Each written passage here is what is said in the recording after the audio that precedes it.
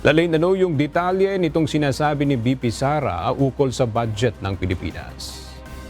Aga sa panibagong video na inilabas ngayong araw, sinabi ni Vice President Sara Duterte na 2 tao lang umano ang may hawak at nasusunod sa budget ng Pilipinas. Yan umano ay sina House Speaker Martin Romualdez at House Committee on Appropriations Chairperson Elizalde Co. Inilimbawa ni VP Sara ang naging budget ng Department of Education noong 2023 kung saan 5 billion pesos ang kanilang proposal para sa classroom construction na inaprubahan ng Office of the President. Nagulat siya dahil may ilang kongresista na nanghingi umano ng parte sa naturang pondo.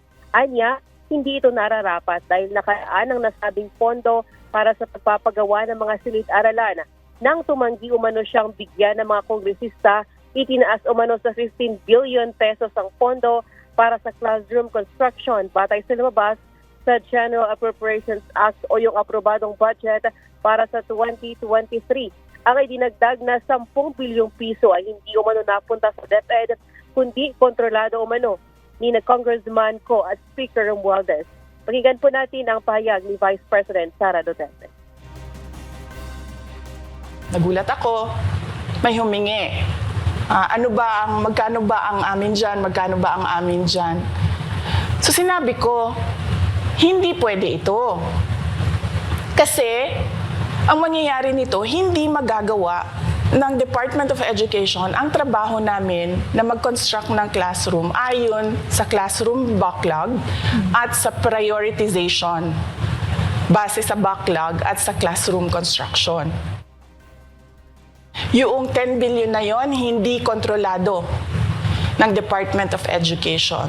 Controlled yon ni Congressman Zaldico at Congressman Martin Romualdez.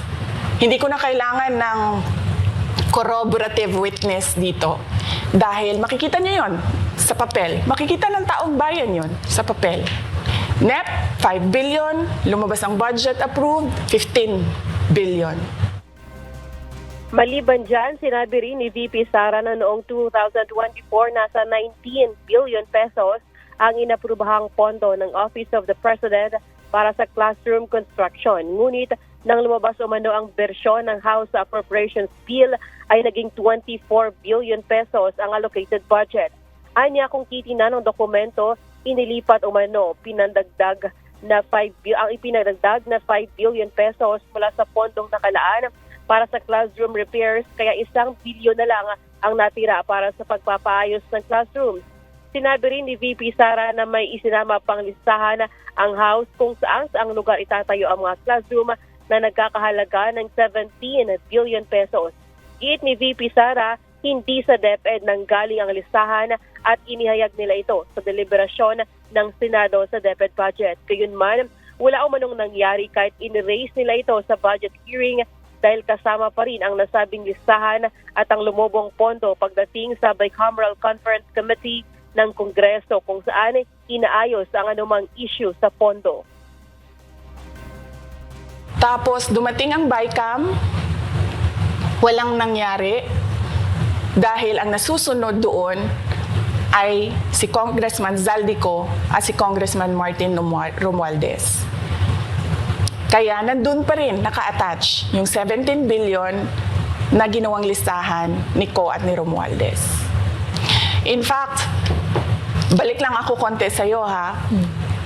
Kahit yung mga congressman, nakikita nila yung problema ng ginawa nila na pag-attach ng listahan sa budget. Kasi doon sa basic education hearing noong May 2024 ng House of Representatives, merong isang congressman nagreklamo, bakit ang tagal ng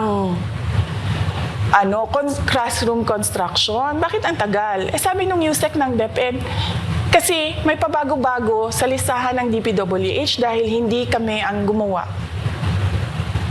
ng listahan. Ayon kay VP Sara, ang pagkuha umano ng ilang mambabata sa budget ng DepEd ang isa sa mga dahilan kaya siya nag-resign bilang kalihim ng Department of Education. Ito rin ay ang dahilan kung bakit siya tumatanging sagutin ang anumang katanungan sa mga pagdinig sa Kongreso hinggil sa proposed budget ng Office of the Vice President.